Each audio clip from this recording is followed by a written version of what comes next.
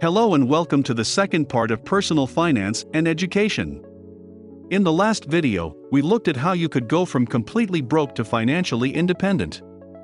In this part, we will delve deeper into college and education. You'll learn how to play the game correctly and also why college is a scam.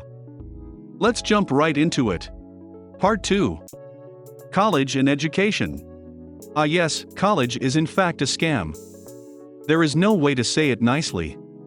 The whole scam is as follows. 1. You need to get a degree to prove you are smart. 2. They make sure it is easier for rich people to get accepted into the colleges that matter.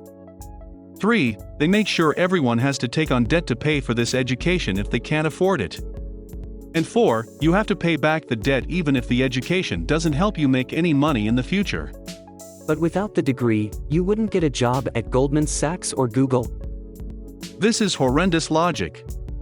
All you're saying is that the system is in fact a scam.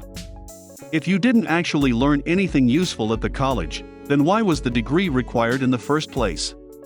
Requiring a degree from an elite college does nothing but perpetuate the scam.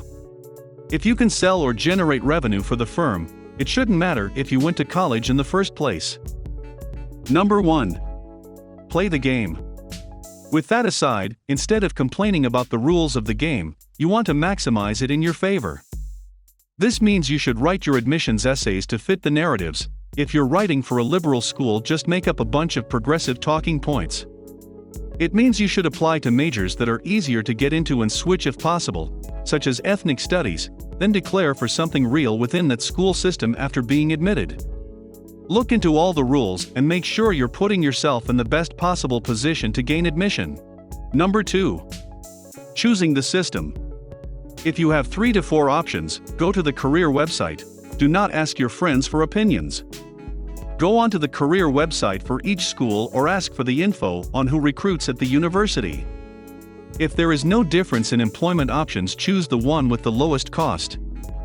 For example, if you have to choose between NYU and Cornell, but your cost difference is $60,000, go to NYU. If you have to choose between NYU and Harvard and your cost difference is $10,000, probably better to go to Harvard. It is a gradient, so be smart about your decision making. Number 3.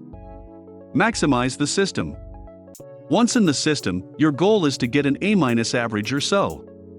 The general cutoff for most good-paying positions is a 3.5 GPA. This is a mix of B+ and A-.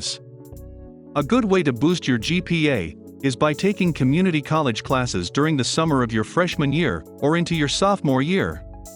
If you have 3 to 4 classes that are taken at a community college, no recruiter is going to be upset.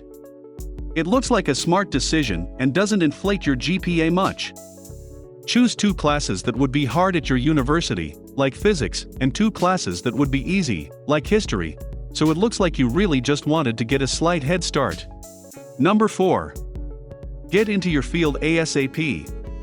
Anyone who works for a living will choose the guy with a 3.5 GPA and 3 to 4 internships over the guy with a 4.0 and 0 work experience. This is because anyone who works for a living knows that college doesn't teach you anything useful for on-the-job performance. On-the-job performance is much more predicated on sucking up to the right people and making sure your work quality is good enough. Number 5. Take the easiest professors. No recruiter is going to take the time to look at all the professors you have. Every college has some sort of system to rank each professor. Choose the ones with the most lenient grading averages and the easiest content. As long as the class says, Accounting 101, grade A-, you're good to go. Number 6. Begin the side hustles. You can go ahead and learn copywriting during your spare time. If you've done the prior items correctly, it means that you should be able to reduce your studying without impacting your grades. What you learn is that smart people don't need to study hard because they are smart. If someone is studying all day and can barely muster a C or B grade, it is not a good decision to pursue that career or job. Since you're efficient with your time, you should spend at least part of it learning the basics of online sales. It could be anything from copywriting to learning basic website design in the future. You could even start an online tutoring business for a few extra bucks, just to learn how to build the website and get some customers. Number 7. Don't blow all of your time partying. You can go ahead and party here and there, just don't let college be the peak of your life. When you become successful, you'll find that every single year after age 25 or so is pretty much a new peak. You'll have a few bad years due to bad luck, etc. However, every year after 25 is going to be great. The reason we don't say 21 is that the first 3 years of grind are absolutely awful. When you have nothing and are building from scratch, working 60 to 80 hours a week with minimal sleep isn't fun. We're not here to sell fairy tales where you get to do nothing and somehow get rich. You have to put in about 3 years to build a good foundation of skills. After that, you have good habits and your hours stabilize closer to 60 than 80. Number 8. Skip it all. Another fun idea is to simply skip all of this stuff. You can go to Hack Reactor or other coding schools and sidestep the college system if you're a savvy tech person. If you can go straight to a top company without the 4-year degree process, or start a business without college, you're good to go. No doubt about it. As a final note, the major issue with the future is decentralization. Due to crypto, institutions including college are losing slowly. Why would someone pay for a $9,000 class on history or humanities when they can pay a few dollars a month to learn about the future of technology?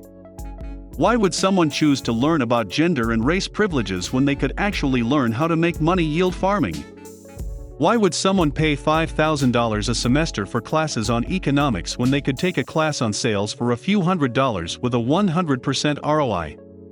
It just doesn't add up.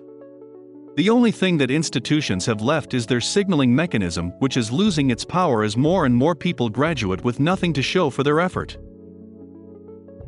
Concluding remarks. Some people argue you can get to $1 million without a business. While this is mathematically true, it still misses the big picture. 1. Significant upside comes from a business. And 2. You are taking more risk by relying on just your career. The last part is confusing as every naysayer will suggest that 90% of businesses fail. Well, even if that is true, nothing prevents you from starting a basic online business that makes even $30,000 to $50,000 per year. You could do something low-risk like reselling products or becoming a copywriter. You could even attempt to scale out something on Fiverr. In the end, you should become more optimistic. In your 20s and even 30s, you have a ton of energy. There is no need to take your foot off the gas, as you can use it to build a bigger foundation. The future is brighter than it has ever been before, and you can de-risk your future while simultaneously increasing your income. It is a no-brainer. Part 3. Conclusion and preparing for the future. It is quite difficult to stay on top of future trends. Over time, as you get older, you simply fall behind due to attrition. For older people, they are probably confused as to why their kids are having a tough time getting higher-paying jobs after college. Creativity. You need to become a creator, it really doesn't matter what it is. Creators stand the test of time as they have a brand, aura, or mantra. Things like Marvel Comics have been around for decades, things like The Simpsons will have revenue for the foreseeable future, so on and so forth. The second issue with creativity is that you need to become more extreme. This is just the name of the game. People have short attention spans, so you have to grab attention by doing extreme things. As people use more recreational drugs, people become desensitized. This means it will only get worse from here. You need to have some sort of edginess, otherwise secular decline is coming soon. Crypto. Obviously we are biased, but this is the future. The largest advances in computer science, security, and speed are occurring right before our eyes.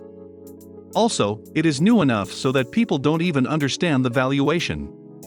And you can even make money on obvious Ponzi's, since the Ponzi's even offer fair launches at times. Once the launch is done, you simply get rid of your principal. Don't hate the game, play the game correctly. The odd thing about crypto is that people get upset when the market doesn't reflect the underlying performance. BTB are long-term investors and actually loves this. Imagine if Amazon was trading at a lower PE ratio when compared to something like Macy's stock. Why in the world would you be upset? It means there is a massive dislocation, and you have time to invest before people catch on. Tax planning. No way to really convince us otherwise, taxes are likely going up, particularly for the rich. Think about what assets are easiest to confiscate and tax. What assets are easiest to protect and what assets are easiest to pass on to the future generation, if you have kids. On the same line of thinking, anyone who is well off should think about their tax strategy over the next 5 to 10 years. If you run a business, there are ways to reduce your taxes before the sale by changing your residence or company location. If you are in multiple jurisdictions, say you have real estate in various states, it is a lot smarter to clean this up and simplify. The more streamlined you are, the easier it is to adapt to the rules thrown your way. And that is all for today. I hope you enjoyed watching this video. As always, make sure to subscribe and I'll see you next week. Banks are zeros.